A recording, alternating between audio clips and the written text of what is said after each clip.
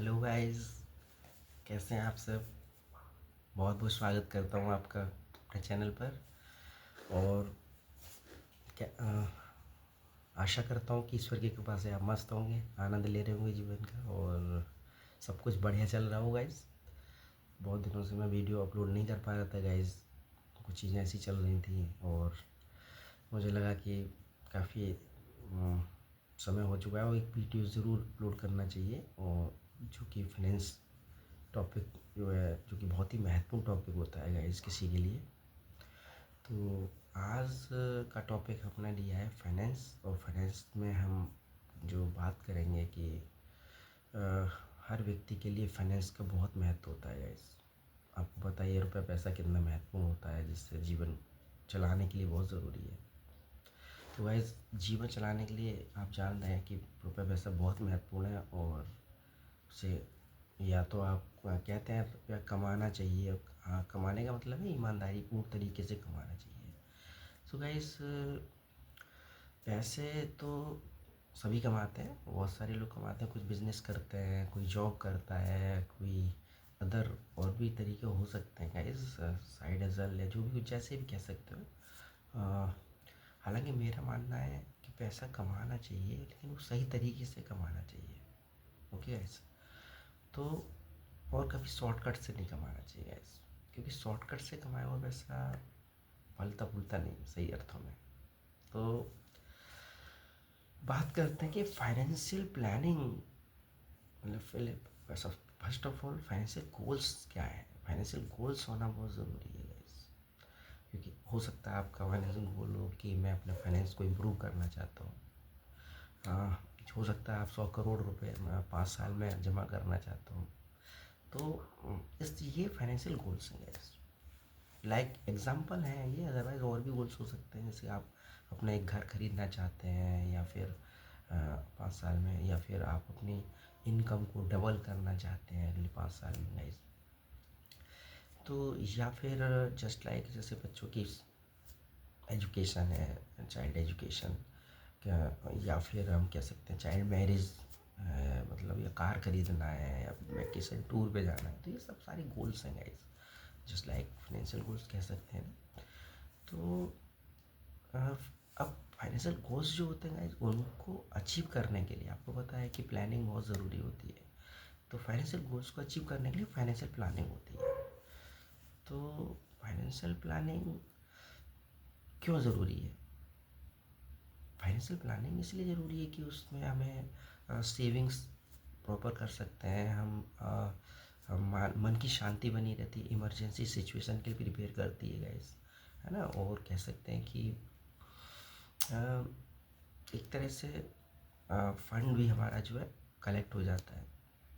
Message सबसे ज़्यादा important है कि हमारे मन की शांति बनी रहती है जो, क्योंकि आपके पास कुछ भी हो, अगर मन की शांति नहीं है तो सब कुछ बेकार है गाइस, मुझे ऐसा लगता है। हो सकता है आपका भी कुछ और हो, लेकिन मुझे ऐसा लगता है कि आप मन की शांति बहुत ज़रूरी है। हालांकि पैसा अपनी जगह महत्वपूर्ण है, लेकिन सबसे ज़्यादा ज़रूरी है मन की शांति और आपकी एक अच्छी हेल्थ, अच्छा स्वास्थ्य। कहते हैं प्रथम सुख निरोगी काया। तो पहले तो गाइस हम स्वस्थ रहेंगे ना, उसके बाद फाइनेंस की बात आती है। सबसे ज़्यादा कीमती तो शरीर ही भगवान ने दिया, खैर अब टॉपिक बात है। तो कि फाइनेंशियल प्लानिंग के लिए हमें क्या करना है। सपोर्ट फाइनेंशियल प्लानिंग्स में जैसे आपका आता है, सबसे पहले फाइनेंशियल प्लानिंग आप इसलिए भी कर सकते हो कि हमें फाइनेंशियल फ्रीडम हासिल करनी है, वो करनी चाहिए फाइनेंशियल प्लानिंग डेफिनेटली। इसमें कुछ भी गलत नहीं है गाइस। मुझे लगता है हर पर्सन को फाइनेंशियल प्लानिंग करनी चाहिए, क्योंकि बिना फाइनेंशियल प्लानिंग किए हम अच्छे से सफलता की तरफ नहीं जा सकते गाइस। कहीं ना कोई अनसर्टेनिटी बनती रहती है और उसके लिए बेटर तरीके से अपने आप को प्रिपेयर नहीं कर पाते। तो गाइस, अब हम देखते हैं फाइनेंशियल प्लानिंग में क्या क्या आता है।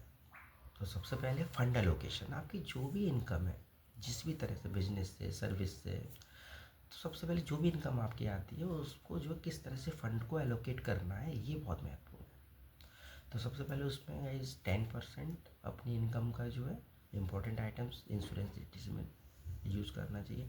20% सेविंग्स, 30% इन्वेस्टमेंट और 40% में आपका एक्सपेंडिचर आता है। गुड मॉर्निंग, सुप्रभात, आपका दिन शुभ हो।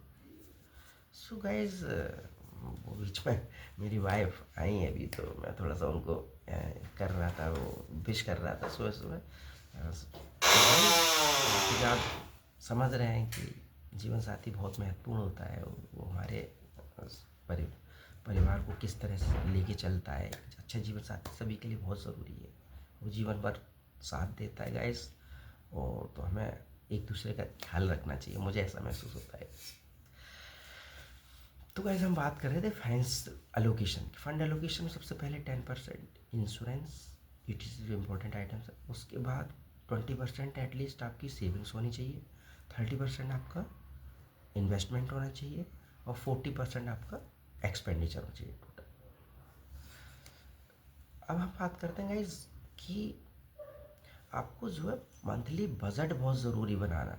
आपको मंथली बजट बनाना इसलिए ज़रूरी है ताकि जो इम्पोर्टेंट खर्चे हैं, हमारा पैसा कहाँ जा रहा है, केवल इम्पोर्टेंट खर्चे पे ही पैसा खर्च हो, फालतू के खर्चे ना हो। उसका भी एक अलग रूल है, 50-30-20। 50% नीड्स, 20% वांट्स, और 30% वांट्स एंड 20% सेविंग। और सेविंग की बात अगर हम करेंगे इस, तो सेविंग जो है केवल अगर हम अपना पैसा सेविंग अकाउंट में रखते हैं तो वहाँ पे आप जानते हैं इन्फ्लेशन की वजह से हमारे पैसे की वैल्यू गिरती रहती है, कम होती रहती है।